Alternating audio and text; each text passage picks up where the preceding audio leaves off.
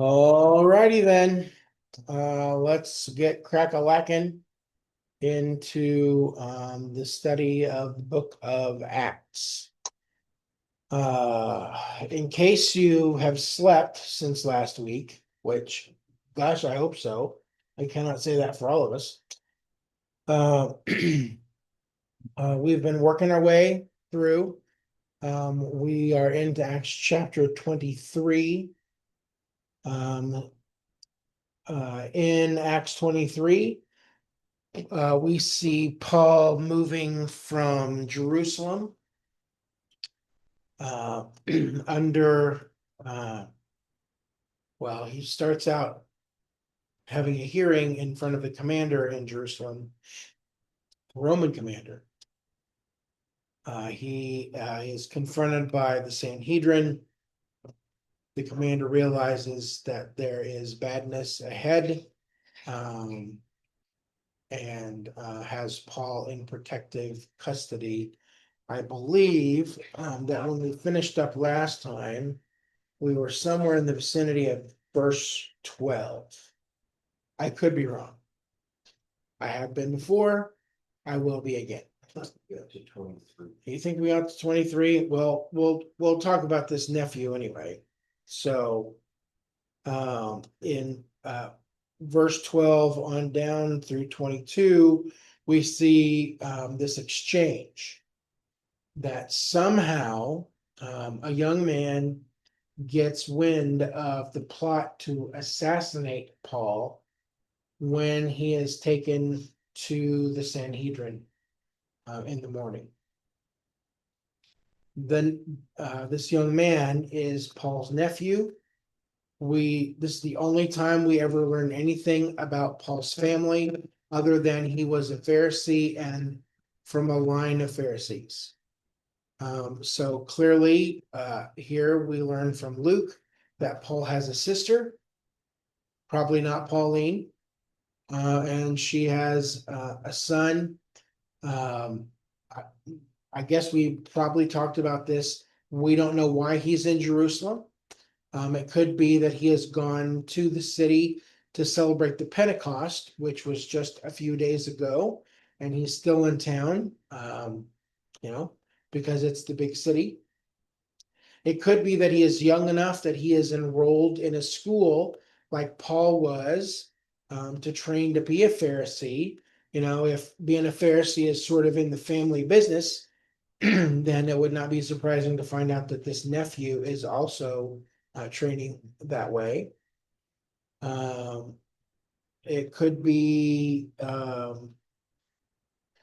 that he just happened to be in the right place at the right time and heard these men talking about it, which some people might call a coincidence. There are some of us who don't believe in coincidences. We believe that God has divine appointments where he's moving people and things around in just the right time and place to bring about his will. At any rate, this young man gets word of the assassination plot. He goes to find Paul in the barracks. He's not under arrest. He's really mostly in protective custody. He shares the information, and Paul says, "Okay, well, you need to go see the commander." So the young man goes to see the commander. The commander takes him by the hand, pulls him close, and the information is shared that there are 40 men who have taken a vow, a sacred vow before God, that they will neither eat nor drink again until Paul is dead.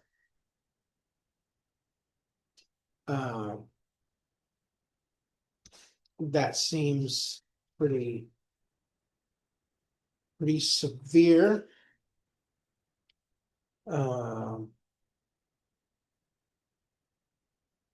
Let's see here. Is there anything I'm missing? Yeah. So in this vow that they have taken before God, the sentiment of it is, God, kill us if we don't kill Paul.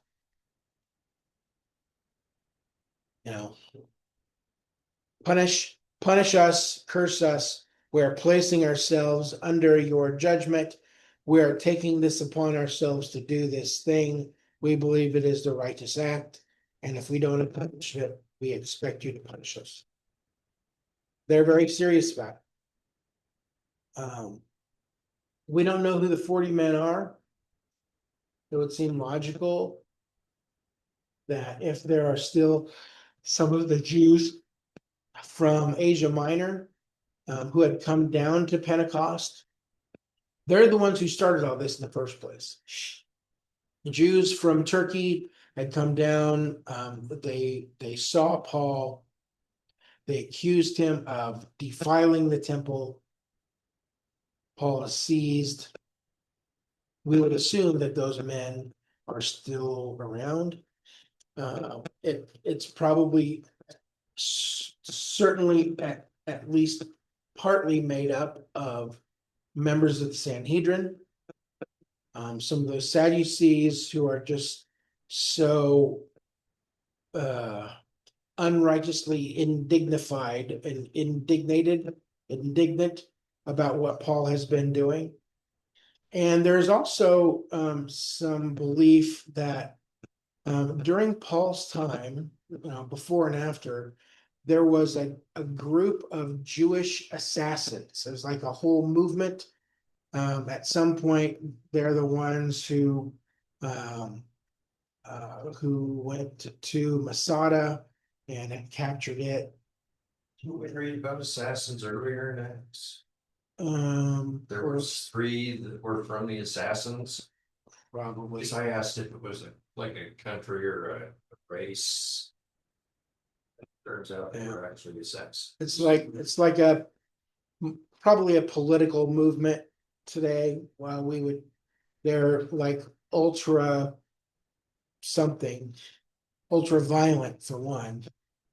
They will achieve their political and national ends with a sword and a spear.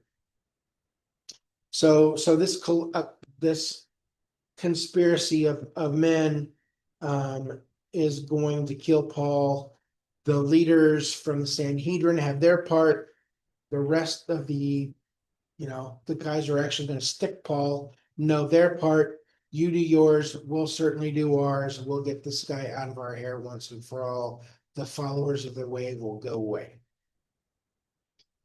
But when the commander is made aware of this, he does something that they did not expect. First of all, I guess we should say that he tells the nephew of Paul, don't tell anybody about this. And it's not just because he wants to keep it a secret.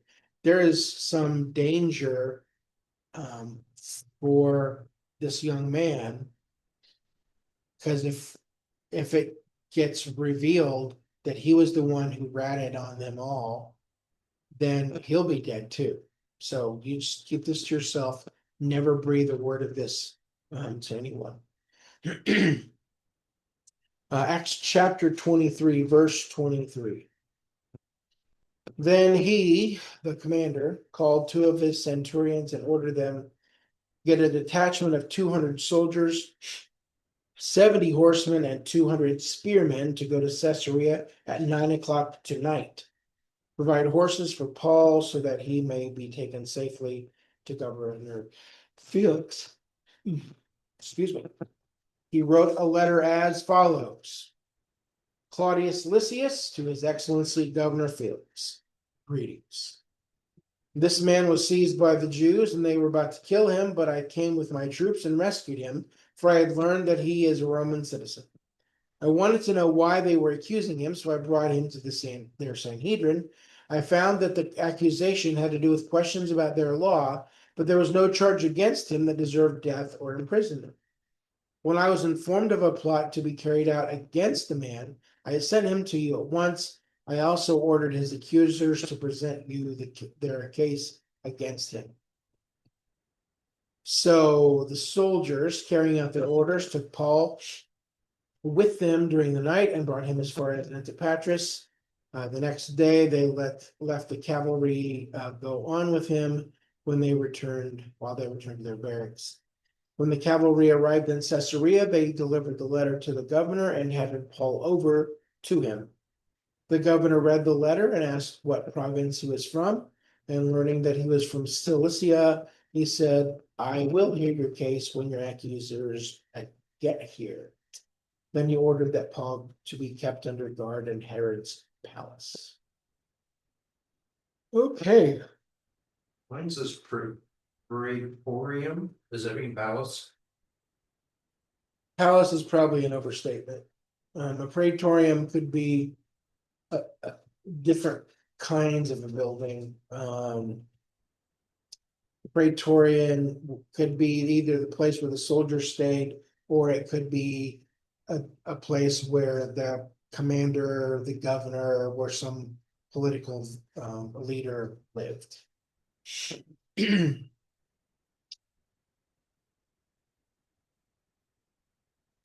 The commander, Claudius Lysias, has an interesting response.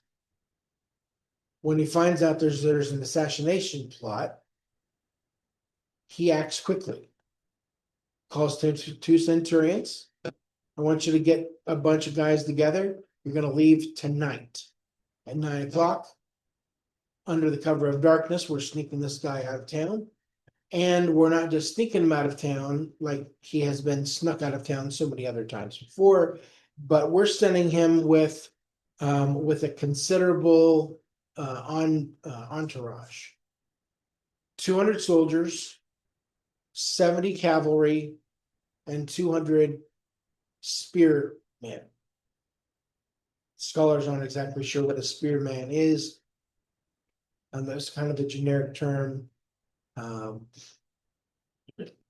Destroyers, cruisers, and battles. It's a little nondescript for some people's taste. Whether they're throwing javelins or they have spears that they have to wield with two hands, it's not really clear. The deal is they're well armed. So 470 Roman soldiers who this is their whole livelihood. They're escorting this one man, that's all we know about, to the governor in Caesarea Maritima. So they've got to get from, where do we go? From here in Jerusalem, they've got to get all the way up to, this is not the best map for this picture, up here to Caesarea Maritima. It's about, I think about a 65 to 70 mile trip altogether.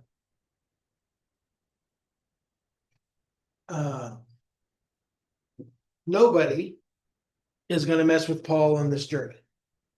If something happens to him, it won't be because Claudius Lysias has not done his job well. 40 assassins is no match for 470 armed, mounted, trained professional soldiers. There's also a letter that goes along with Paul. That's a standard thing. This is the reason why you're getting this guy. When you watch police dramas and they always have to sit in there with the sergeant at the desk typing up the thing, it's their booking documents. This is the reason we're sending this guy to you. Here's what he's been accused of. Here's our report. Take it for what it's worth. So he writes and explains the situation. Lysias says that this is an internal Jewish issue that has gotten way out of control. And so Paul is being sent to Felix, the governor, to keep this Roman citizen from assassination or harm. The governor can provide much better security for this man. So who is Felix? Felix is the governor, the ruler over a pretty good-sized territory. It would have included everything sort of around this this curve here. Paul is from Tarsus in Cilicia. And Felix recognizes that that is a part of his jurisdiction. So, I mean, it's a pretty good size of territory. And Felix was born a slave, but he later became a freedman.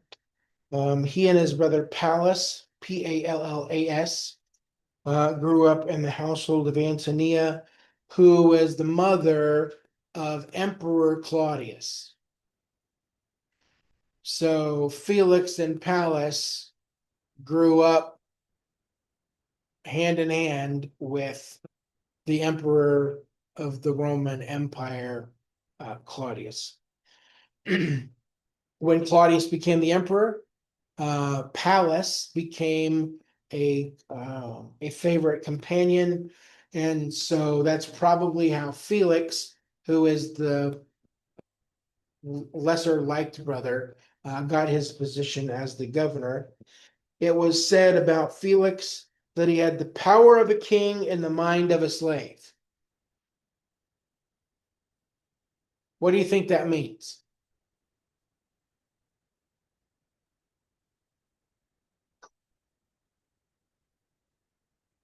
No clues? The heart or the power of a king and the mind of a slave? So he's helping the poor people. Well, that would be delightful if it's true. It's not.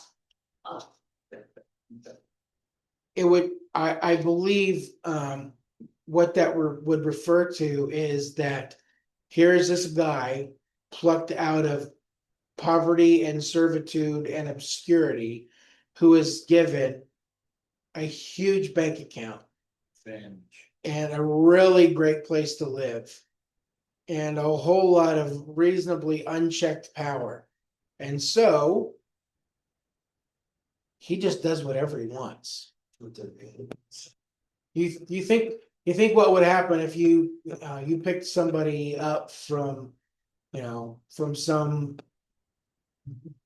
really bad neighborhood, some young dude, not a lot of great influences, and you made him the governor of the state of Utah with an unlimited bank account, access to the Utah National Guard, airplanes, jets, everything available. Chances are probably not going to do something noble with that. Probably going to scratch all of his own itches and make for himself the most awesome fun that he can think of. That's the impression I get about Felix from what I read about his reign as governor. Do you know why he was raised in that woman's household?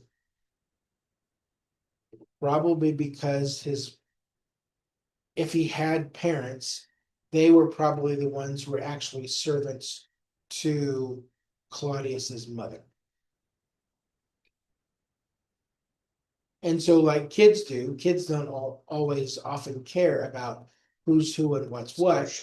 They'll just play and, so Felix and Pallas end up being Claudius's best buddies growing up, playmates.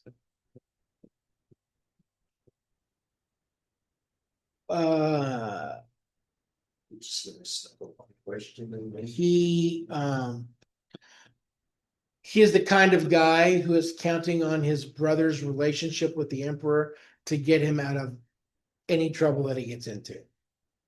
I can do whatever I want because my brother has got the emperor's ear. He's in his back. No problem. We'll get away with that. It's okay. And he did do pretty much whatever he wanted. He was married multiple times, kind of sketchy circumstances around some of them.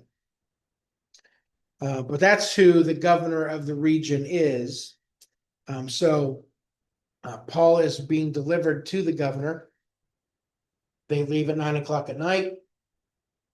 And they travel to Antipatris, which is about 30 or 35 miles away. So that would indicate to me that they are booking it hard through the night. This is not a leisurely stroll and amble along from one place to another, that these soldiers are hoofing it hard to get 30 miles in a few hours in the night. The next morning, when they wake up at Antipatris, the 200 spearmen, the 200 soldiers go back to Jerusalem, but the 70 cavalry soldiers take Paul on to Caesarea. Again, it's something like 30 or 35 miles to Caesarea on the sea. After he gets there, days later, his accusers arrive in Caesarea. But until then, Paul is kept under guard in Herod's palace. I don't know if you remember, but when we've talked about Caesarea Maritima, we go all the way back to at least Acts chapter 8. It is a port that Herod had built on the coast of the Mediterranean. It wasn't a natural port. When I was in Israel, we visited Caesarea. It's pretty impressive. The hippodrome, the horse racetrack is still right there along the sea, and all kinds of ruins, arches and buildings, and potentially the cell where Paul would have been kept when he was in Caesarea waiting to be transported is there. A lot of building, and Herod would have had a palace there because Herod had a palace everywhere. He was a great builder, and so his palace had become a place where Felix was staying, and it also included some rooms for the custody of prisoners. Okay. Whenever the opponents come from Jerusalem, then Felix will give Paul a brand new hearing. They're start all over from the beginning. And that brings us to Acts chapter 24. Any questions or comments, concerns about any of that?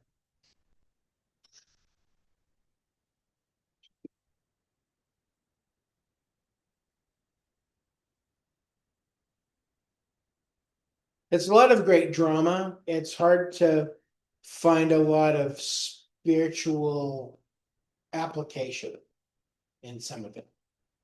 You know, when you do Bible study, we hope that we will find something that inspires us or challenges us or changes us, how we think, how we feel, how we act.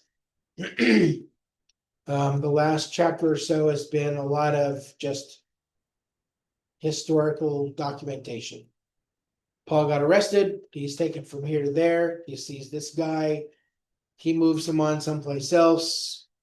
He goes in the middle of the night, and now he's waiting trial. Acts 24:1.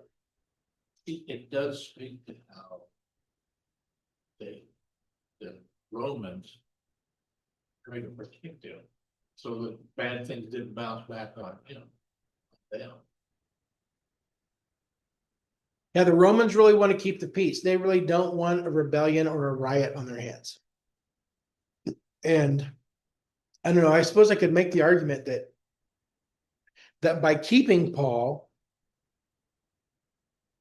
they might actually be doing more to bring about some kind of badness than if they would have just handed him over and let him kill him and get it over with. Get done. But he is a Roman citizen, which would have afforded him some special consideration that many of those Jewish leaders would not have had. It still don't, because he wrote a lot of letters for them. God still used it for his purpose. Yeah, when you read through his letters, at least a handful of them are written while he is in a prison someplace. Some people feel like if Paul is the author of Hebrews, I'm kind of inclined to think that he might be, but actually I like Barnabas better than Paul.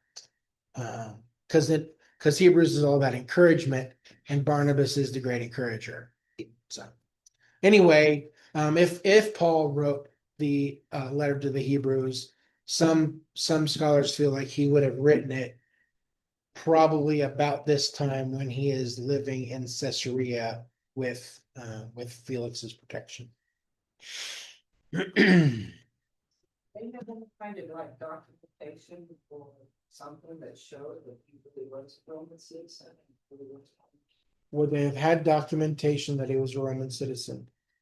Um, I I don't know an immediate answer to that. The Romans were really meticulous about recording everything, like having a census every few years to make sure they had everybody counted for. It would seem likely that that somewhere in Tarsus there is a record of his natural born citizenship as a Roman. Maybe there was a great punishment for lying about it, that they just took his word. That could be. The Romans were pretty particular about that kind of stuff. You tell us you're a Roman and you're not, oh, your punishment just got about 10 times worse. It's like my kid tells me, gets in trouble, and he lies to me about it. He's in way more trouble for lying about it than he would have been for the dumb thing that he did. So, not that my children would ever do anything wrong, because they're perfect, wonderful children. Cole, Cora, and AJ are delightful and righteous young men and women. All right, Acts 24, verse 1. They may watch this someday, and I don't want them thinking that their dad's bad mouthing them on. Oh, no, I have encouraged my son that he could do this while he's working. He could listen to his dad talk. 5 days later, the high priest Ananias went down to Caesarea with some of the elders and a lawyer named Tertullus, and they brought their charges against Paul before the governor. When Paul was called in, Tertullus presented his case before Felix. We have enjoyed a long period of grace, of peace under you, and your foresight has brought about reforms in this nation. Everywhere and in every way, most excellent Felix. We acknowledge this with profound gratitude. But in order to not weary you further, I would request that you be kind enough to hear us briefly. We have found this man to be a troublemaker, stirring up riots among the Jews all over the world. He is a ringleader of the Nazarene sect and even tried to desecrate the temple, so we seized him.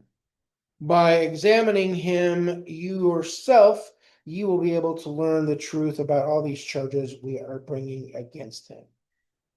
The other Jews joined in the accusation, asserting that these things were true. So within a week, Paul gets to Caesarea. Inside of a week, in just a few days, Ananias, the high priest himself, makes the trek down from Jerusalem, down the hill to the beach at Caesarea Maritima.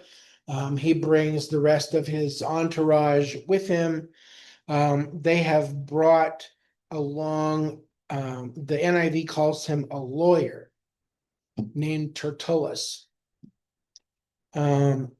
This position is an interesting one. It's probably sort of like hiring a prosecuting attorney, having legal counsel, but he is a paid orator mostly. He's not really an attorney, He's just a really great speaker. Smooth talking, persuasive. He's got a list of satisfied clients. He's got 5-star reviews on his website. Everybody loves Tertullus. And he is probably either Greek or Roman and not Jewish. But he's really good. You could hire a representative like this for a fee to present your case before the court, and whatever legal information they had gathered, they would include in their presentation. So when you listen to Tertullus, he is a silver-tongued schmoozer. It is not hard to imagine him, standing there in a beautiful, multiple $1,000 suit with slick back hair, really nice jewelry, standing there with a great big polished smile. He is smooth. He is smooth. The first part of his speech really is all flattery. He's working to get on to into the good graces of the Governor Felix, and it is a sort of a master class in, I don't know what else to call it, but brown nosing, buttering up, flattery. He's just look at it again. We have enjoyed a long period of peace under you. Your foresight has brought about reforms in the nation, everywhere and in every way. Most excellent Felix. We acknowledge this with profound gratitude. But in order not to weary you further, I would request that you be kind enough to hear us briefly. Wow. Flattery on flattery. I have extra stuff. Part of 6, all of 7, and part of 8. Yes, we'll get there in a minute, but there's some stuff that's not in the NIV that some translations do have. That guy Tertullus sounds expensive. Yeah, I believe they have paid very well for this guy to come and do their talking for it. The guy that defended. Johnny Cochran. Yeah, Johnny. That's what I was thinking of when he was talking slick. It's the one. So he starts out with all this, oh, most excellent Governor Felix. You're so good. You're so smart. You've had such a wonderful reign. We're all such grateful subjects here. Our lives are so much better because you have ruled over us. Then he kind of turns the corner onto Paul, throwing shade at the apostle. He calls him a troublemaker in the NIV. Literally, he is a pestilence, a plague. He's not just annoying. He's a disease that is spreading. He is a blight on society. He is causing trouble everywhere he goes. He is a disturber of the peace. And so what Tertullus says is that they know that he has traveled all throughout the world, which is, everything that the Roman Empire touches, essentially. And he's going to go farther, but he's been all over the known world, and is taking this infection with him every place that he goes. The ironic thing that we know is that when Paul has gone to these places, Paul is not stirring up a riot. It's the people who are there who are responding to him that cause the riot. And about half the time, it's the Jews that are doing it. Not every time, but often. So he is a plague. He is a disturber of the peace, and he is a ringleader. That's in the NIV's version of it. The word that they that's translated ringleader is only used once in the New Testament. That makes it a hapax legomenon. I know you don't care about that, but that means it's a one-time word. And the word for it is the guy who carries the flag in the front line, leading the troops into battle. Paul is the ringleader. He is the standard bearer. He is the point man. So what they're saying, whether it's true or not, they believe that Paul is the significant, predominant, primary reason that this whole crazy Nazarene sect has been spread all across the Roman Empire. It's all because of him, which I suppose is a kind of a backhanded compliment for his success as a pastor and evangelist. NAS says ringleader also. Now, Cody mentioned that he has verses in his translation that the NIV doesn't have. It's the last half of 6 through the beginning of 8, and it says, and we would have judged him in accordance with our law, but the commander Lysias came and took him from us with such violence, ordering his accusers to come before you. I don't know if those words are original or not. The scholars are kind of split on it. It's in a lot of early manuscripts, but it's not in all of the early manuscripts. To me, it sounds a little whiny. We're having a perfectly good time trying this guy on our own. We would have handled this all by ourselves. But then this Roman commander stuck his big fat Italian nose in our business and ruined all of our fun. We're having a perfectly good lynching party, and he came around and ruined it. When? Darn him. But they are absolutely convinced that sweet, smart, noble Governor Felix will be able to see through all of the smoke and the mirrors, and he will accurately assess the situation. He'll get through all the mess and the chaos. And then when Tertullus is finally done, when he sits down, then the chorus of all of the rest of the high priest and all of the other elders that have come with him, they all start chiming in too. Yeah, exactly. Amen. He got it right. Yeah, you should listen to him. They're all in total agreement. Loud amens. Before we go on to verse 10, any comments or questions?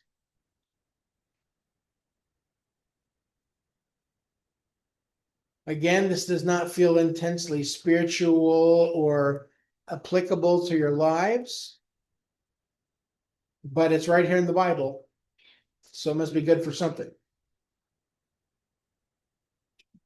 Just an aside, that part about the whiny part from Tertullus, I think that was still to butter up. Because he's basically saying if they'd have just left us alone, you wouldn't even be hearing this. Right. He is doing everything he can to sort of endear himself to the governor. We're so sorry you have to deal with this petty little matter. We had it all under control. I'm so deeply sorry, and you want to do something about that Lysias. He's a troublemaker. I'm done. Verse 10.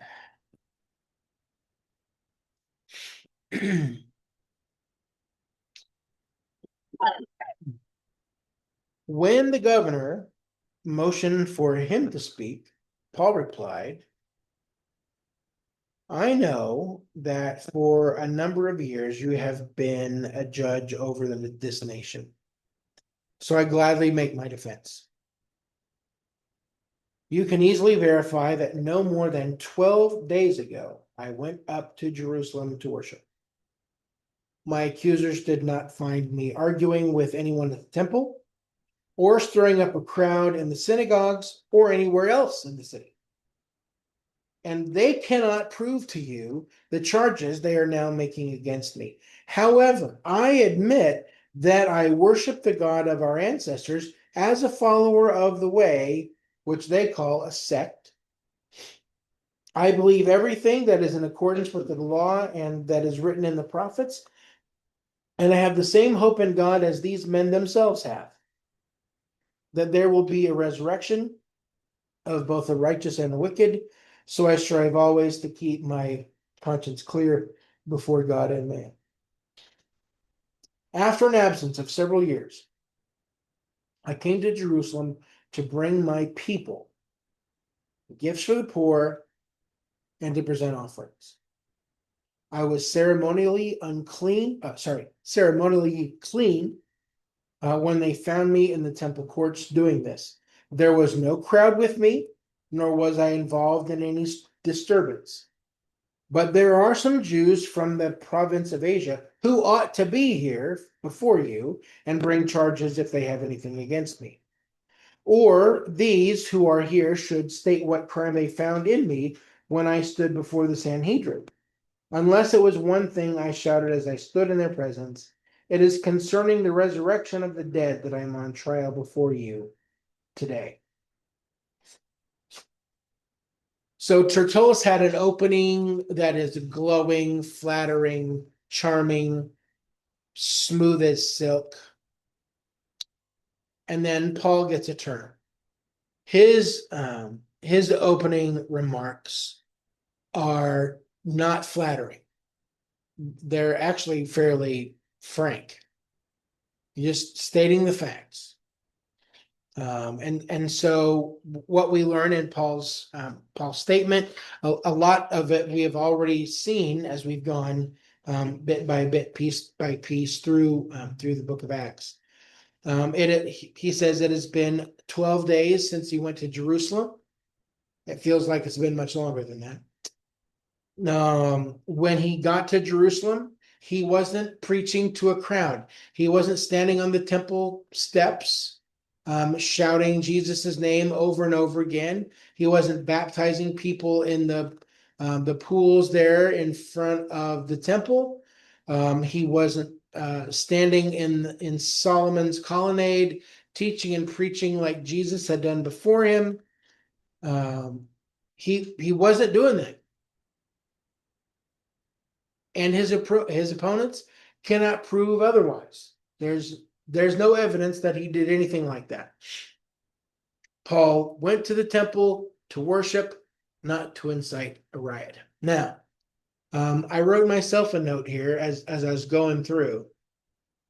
It's hard to remember that Paul was a really good, very observant Jew. So as he's traveling around the Mediterranean world, when he goes to the synagogue, he's doing the same thing in the synagogue that his father and grandfather and every other Jewish man have done for hundreds of years, thousands of years. He's covering his head the same way. He's offering up the same prayers. He's washing his hands the same way. He's offering the same sacrifices. He's doing everything just exactly like every other good, devout, observant, faithful Jew has done. The only deviation would have been his understanding of the promise of the coming Messiah. He sees that the promise has been fulfilled, that there's no longer a Messiah who's coming in the future because he's already been. He came, he lived, he was crucified and buried and raised. So we really can't forget that as he stands there with these other Jewish leaders. He is just as faithful in his execution of everyday Jewish culture and tradition and law as they are.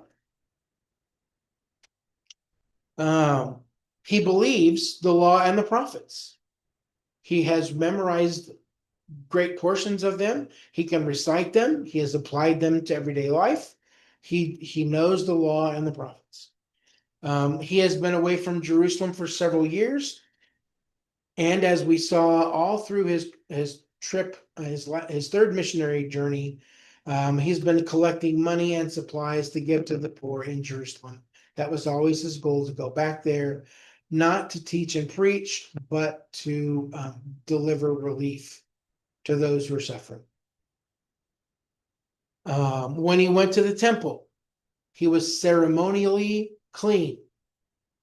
Remember, the suggestion was that he go with these other 4 men who were going to fulfill their Nazirite vows. So they were going to get a haircut, they were going to be washed, and Paul has purified himself right along with them. Again, following the laws of Moses. There was not a crowd around Paul when he was seized, even though he was seized for disturbing the peace. He's standing there minding his own business. The Asian Jews who caused the problem are nowhere to be found. They've left. If they were in Jerusalem with the high priest, apparently they have now taken off to go back home, or they've stayed in Jerusalem. And again, Paul would say there is no crime committed, as he stood before the Sanhedrin when he was testifying in front of them. He didn't say or do anything wrong there either. He was righteous when they seized him in the temple. He was righteous when he stood before them in the Senate chambers. And now still he is righteous as he stands before Governor Felix.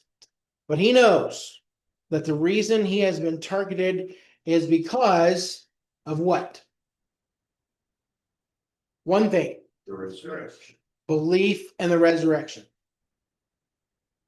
So, if we're going to sum all of Paul's statement up in just a couple of sentences, he isn't a part of a heresy or a sect. He is worshiping and serving the same ancestral God that his people have worshiped and served for centuries. He has the same hope in God as his people, a hope that included the resurrection of the dead. And it is those things that have brought him to this place. Verse 22, then Felix, who was well acquainted with the way, adjourned the proceedings. When Lysias the commander comes, he said, I will decide your case. He ordered the centurion to keep Paul under the guard and to give him some freedom and permit his friends to take care of his needs. So my first question is, how is Felix, this pretty shady, sleazy politician, how is he well acquainted with the way? Well, he lives in Caesarea. Do you know who else has lived in Caesarea for years? Philip the evangelist from back in Acts chapter 8. He was one of the deacons in Jerusalem. Then he took off to go do some teaching and preaching and evangelizing. He met the Ethiopian eunuch along the road, explained to him what he was reading from the scroll of Isaiah, baptized the Ethiopian in the water there beside the road, and then God went and took him off someplace else to Azotus, and then from there he went to Caesarea, and he's been living in Caesarea with his family ever since. Peter spent time with him in Caesarea. It's possible that that Felix and Philip have crossed paths more than once in the city of Caesarea Maritima. It is also true that Felix was married to a Jewish woman named Drusilla. Drusilla was this a part of the family of the Herods. I believe it would make her Herod the Great's granddaughter, maybe great granddaughter. And the Herods have been involved with Jesus and with the story of Christianity for something like 50 or 60 years, since Herod was ordering the execution of the babies in the night Jesus was born. I mean, Herod had John the Baptist killed. Herods have always been involved with all the pieces there, and so maybe that's how Felix has come to understand the way a little bit better. And it's also true that that Felix has been in Samaria and Judea for about a decade, and in those 10 years, the church has grown considerably from the day of Pentecost to include thousands and thousands of people. So Felix has picked up a good bit of information about the way as he has gone along. Felix considers himself to know a lot more about the way than the Jewish believers, the Jewish leaders believe that he does.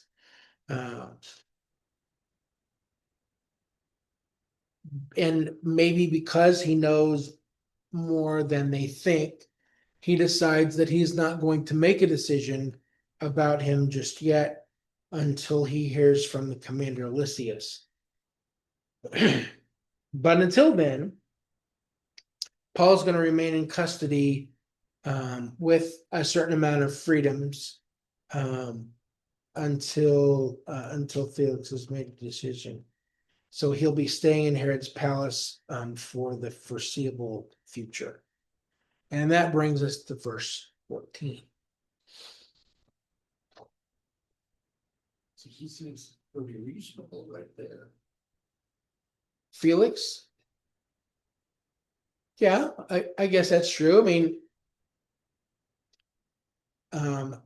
at this juncture, there's not really a way for him to make a fast buck or to get some kind of political favors. So he's just functioning as a regular politician.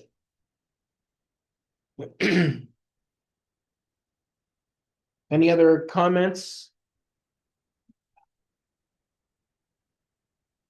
All right. Verse 24. Several days later, Felix came with his wife Drusilla, who was Jewish. He sent for Paul and listened to him as he spoke about faith in Christ Jesus. As Paul talked about righteousness, self-control, and the judgment to come, Felix was afraid and said, "That's enough for now. You may leave. When I find it convenient, I will send for you." At the same time, he was hoping that Paul would offer him a bribe, so he sent for him frequently and talked with him. When 2 years had passed, Felix was succeeded by Porcius Festus, but because Felix wanted to grant a favor to the Jews, he left Paul in prison.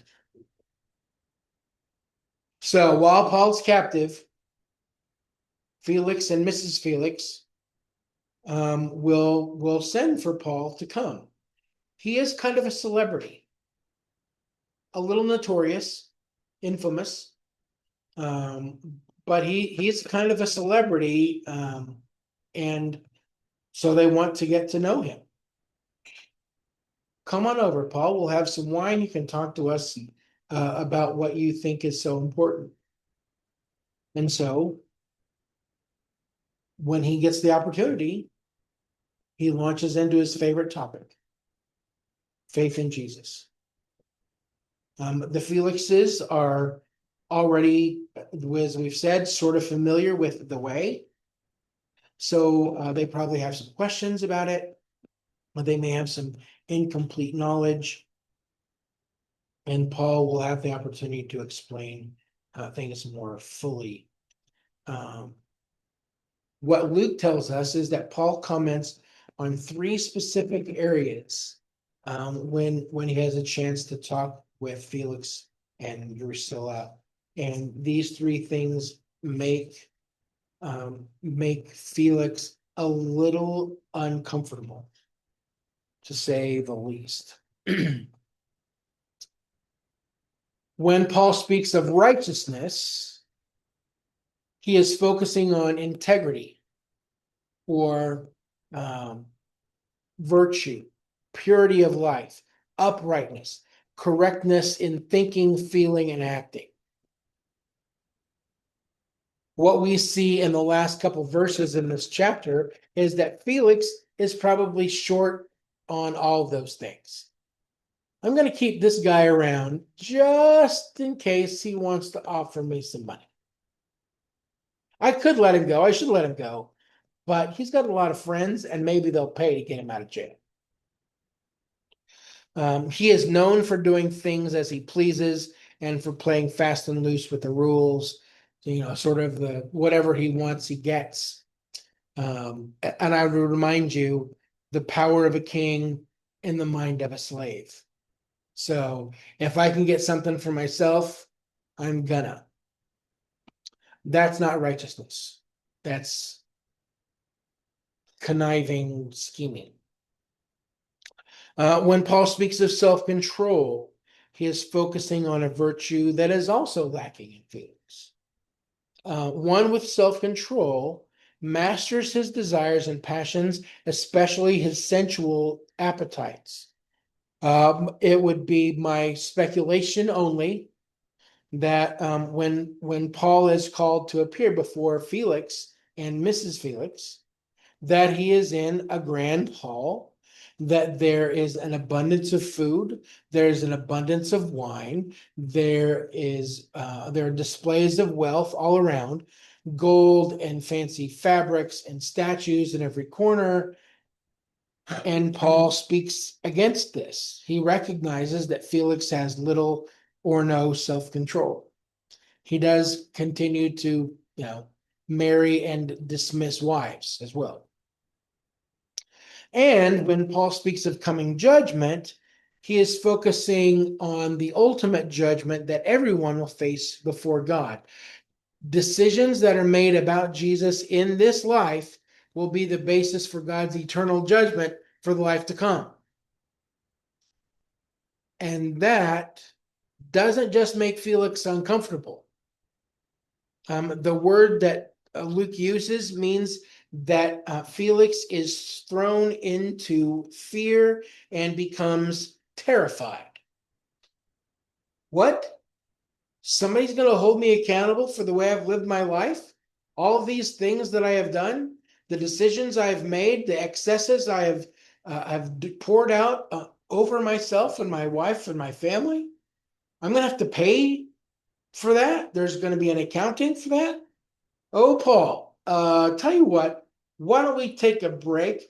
Don't call us. We'll call you when we're ready to have you come back and give us some more preaching.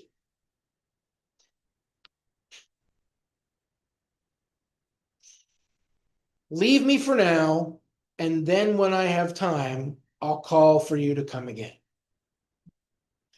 When I have time.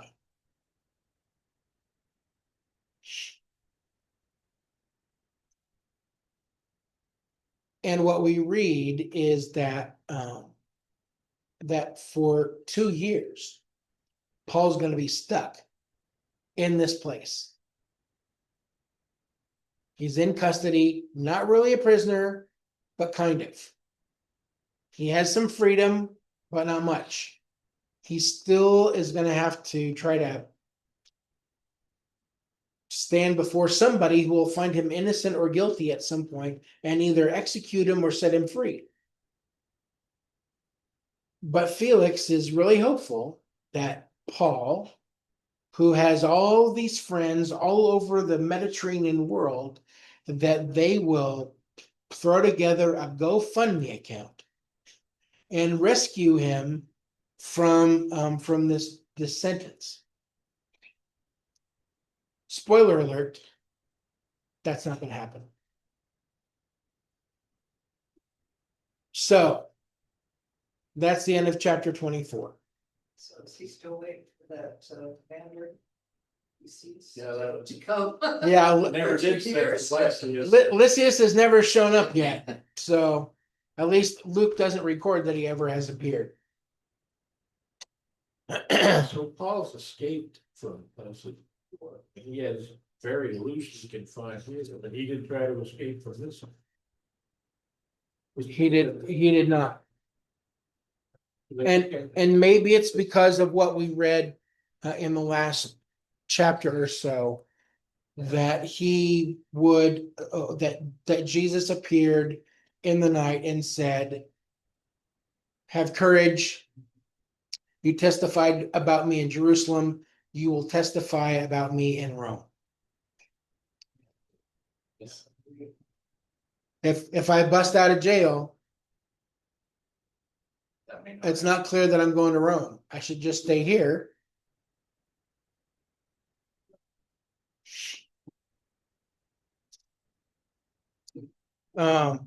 If I have to have any kind of spiritual application from this last chapter and a half,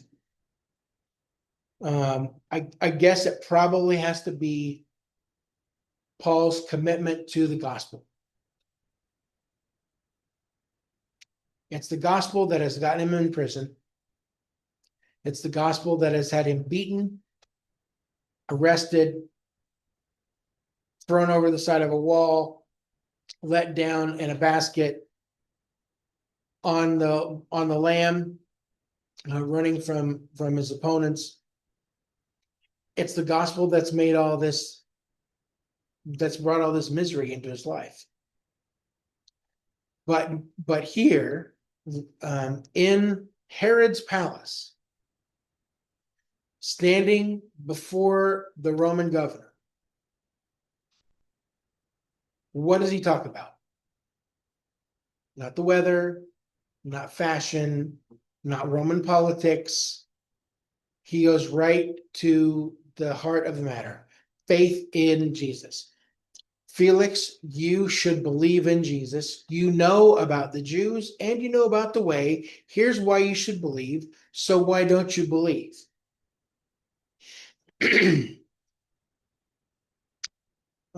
Paul will seize absolutely every opportunity to point people to Jesus. That seems like a valuable message for us. Regardless of what's going on in the world around us, we should be breathing Jesus in and out everywhere we go. Comments, questions, or rebuttal?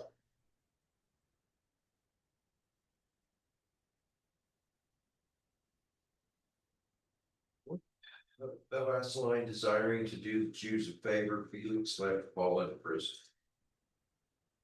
Yeah, he's keeping him there so he could maybe get a benefit, but he also knows that he's a friend to the Jewish leadership if he keeps this guy in jail. But wasn't it the Jews that wanted to kill him?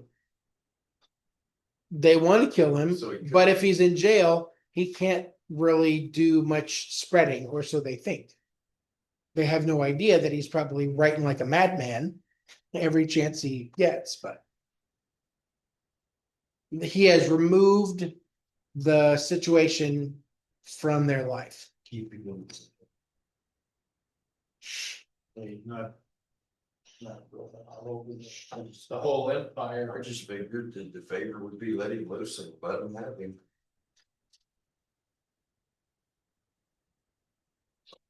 Okay. So we have 25, 26, 27, and 28 left. Just 4 chapters. We are 6/7 of the way through the book of Acts. So we'll pick up with chapter 25 next time. Well, then what? And then it won't be Acts. Okay, well, Philip, you don't know yet. Hopefully that's still a couple weeks away. So. Okay, if you're watching online, thanks for being with us. We appreciate y'all. If you are watching, make a comment. When you get to the YouTube channel, tell me something. Let me know you're there. We'd love to hear from you. Go forth, live long and prosper, peace and long life. Well, we'll talk to you again soon.